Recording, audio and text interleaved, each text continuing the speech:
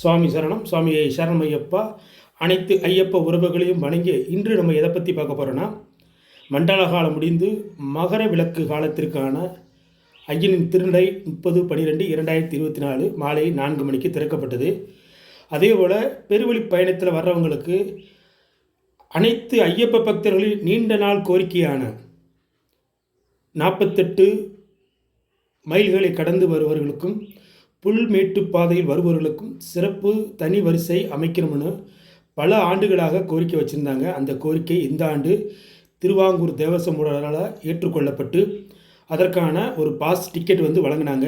அது பார்த்திங்கன்னா முக்குழியில் முதல் இடத்துலையும், அடுத்ததாக புதுச்சேரி தாவளத்தில் ஒரு சீல் வச்சு கடைசி எக்ஸிட் பாயிண்ட்டாக சிறியான வட்டத்தில் வச்சவங்களுக்கு மரக்கூடத்துலேருந்து தனி வழியாக அவர்கள் தரிசனத்துக்கு அனுமதிக்கப்பட்ட வாய்ப்புகள் அதிகமாக இருக்குது அப்படின்னு சொல்லியிருந்தாங்க. ஆனால் அது சாத்தியமான ஒரு நடைமுறையா அப்படின்னு பார்த்தீங்கன்னா, கண்டிப்பாக திருவாங்கூர் தேவசம் போர்டு நினைச்சா அதை கண்டிப்பாக முறைப்படுத்த முடியும். ஆனால் பக்தர்களும் அதற்கு ஒத்துழைப்பு கொடுக்கணும் பகவானே. கடந்த 2 நாட்களாகவே நேற்று முதல் தொடர்ந்து ஃபோன் செஞ்சுட்டு இருந்தாங்க நிறைய சுவாமிகள். பெருவழிப்பாதையில் தரிசன டிக்கெட்டு இருந்தும் எங்களுக்கான பாஸ் இருந்தும் எங்களுக்கு சிறப்பு வழியில் அனுமதிக்கலை அப்படின்னு ஒரு குற்றச்சாட்டை சொல்லியிருந்தாங்க. ஏன் இந்த குழப்ப நிலைகள்? ஒரு 10 நாட்கள் கூட இது நடைமுறைப்படுத்த சாத்தியம் இல்லை அப்படின்னு கேட்டிங்கன்னா, பகவானே நம்ம பக்தர்கள் மேலும் சில தவறுகள் இருக்கிறது. பாரம்பரிய பாதையான பெருவழி பாதை என்பது 30/12/2024 தான் அந்த வாய்க்கெட்டு பூஜை போட்டு பெருவழி கானக பாதை திறக்கப்படும். ஆனால் கடந்த 2 ஆண்டுகளாகவே கார்த்திகை 1ஆம் தேதி முதல் அந்த கானக பாதை திறக்கப்பட்டது. அதே போல் மண்டல பூஜை முடிந்து 26/12/2024 ஐயனோட திருநடை சாத்தப்பட்டது. அதன் பிறகு பார்த்திங்க அப்படின்னா 30ஆம் தேதி தான் நடத்திறக்கதாக சொல்லியிருந்தாங்க. அப்போ 27, 28, 29 பெருவழி கானக பாதையிலையும் புல்மேட்டு பாதையிலையும் பக்தர்கள் பயணம் செய்வதற்கு அனுமதி இல்லைன்னு சொல்லியிருந்தாங்க. ஆனால் புல்மேட்டு பாதையில் அதை சரியான முறையில் கடைபிடிச்சாங்க. ஆனால் பெருவழி பாதையில் பக்தர்கள் ஒரு கூட்டமாக போய் அங்கு உள்ள வன அதிகாரிகளிடம் அவங்க சில வாக்குவாதங்கள் ஏற்பட்டு அவர்கள் போவதற்கான முயற்சி ஏற்படும் போது அவங்க என்ன செய்ய முடியும்? சரி நீங்கள் போங்க அப்படின்னு சொன்னதுனால என்ன ஆகிப்போச்சு, 27, 28, 29 3 நாட்களும் அதிகமான ஐயப்ப பக்தர்கள் பெருவழியாக பம்பையில் தங்கிட்டாங்க. அப்போ முதல் நாள் 30,000 பேர்த்துக்கு அனுமதி கொடுத்த இடத்துல 67,000 பேர் தரிசனம் பண்ணுறதுக்கான வாய்ப்புகளை ஏற்படுத்தி கொடுத்ததுனால அங்கே உள்ள போலீஸ் அதிகாரிகளும் அதை ஒன்றும் நடைமுறைப்படுத்த சாத்தியம் இல்லாமல் இந்த பாஸ் டிக்கெட் கொண்டு போன அனைவரையுமே சரங்குத்தி வழியாக தான் விட்டுருந்தாங்க, யாரையும் அனுமதிக்கலை.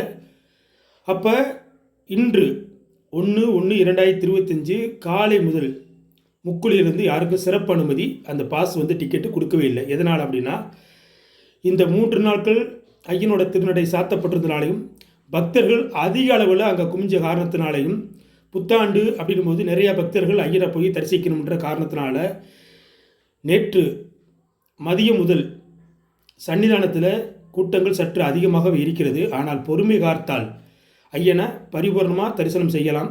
அந்த பொறுமை என்பது பக்தர்களிடத்தில் சற்று குறைந்தே காணப்படுகிறது. அப்போ இவங்க திருவாங்கூர் தேவசம் என்ன சொல்லியிருக்காங்கன்னா, அவங்க எதிர்பார்த்தது அப்படின்னு கேட்டிங்கன்னா 5,000 பேர் எதிர்பார்த்துருக்காங்க. அப்போ அவங்க சொல்கிறது ரைட்டு தானே. இப்போ பெருவழி பயணம் அப்படின்னு 30ஆம் தேதி போயிருந்தாங்கன்னா கண்டிப்பாக 30ஆம் தேதி நடக்க ஆரம்பித்தா 31ஆம் தேதி இருந்து பார்க்கும்போது அவங்களுக்கு சரியாக இருந்திருக்கும். ஆனால் இந்த 3 நாட்கள் அங்கே பெருவழி பாதையில் பயணம் செஞ்சதுனால இந்த திடீர் ஒரு குழப்ப நிலை ஏற்பட்டுள்ளது. நிச்சயம் இது கூடிய விரைவில் சரி செய்யப்படும் என்பது அவங்க சொல்லியிருக்காங்க. தவிர இது நிரந்தர தடைன்னு சொல்லலை, இது தற்காலிக தடை தான். அதனால் நிறைய ஐயா பக்தர்கள் தொடர்ந்து ஃபோன் செஞ்சு இந்த சந்தேகத்தை கேட்டுக்கிட்டு இருந்தீங்க. நம்ம அன்னதான திருப்பணியானது நடைபெற்று கொண்டிருப்பதனால இன்னும் 2-3 நாட்கள் நம்ம எரிமலை கிளம்பணும் அப்படின்னால அந்த வேலையாக கொஞ்சம் இருந்துட்டோம். இதற்கான விளக்கத்தை கொடுக்க முடியல. அப்போ இப்போ உள்ள நிலவரப்படி பார்த்தீங்க அப்படின்னா பெருவழியில் சிறப்பு அனுமதி அட்டை வழங்கப்படவில்லை. மீண்டும் உங்களுக்கு எப்போது வழங்குவாங்கன்னு நம்முடைய யூடியூப் சேனல் வாயிலாகவும் நம்முடைய வாட்ஸ்அப் சன்னதி மூலியமாக உங்களுக்கு தெரியப்படுத்துகிற பகவானே. அனைத்து ஐயப்ப பக்தர்களும் ஒரு மண்டல காலம் விரதம் இருக்கிறது பெரிய விஷயம் கிடையாது.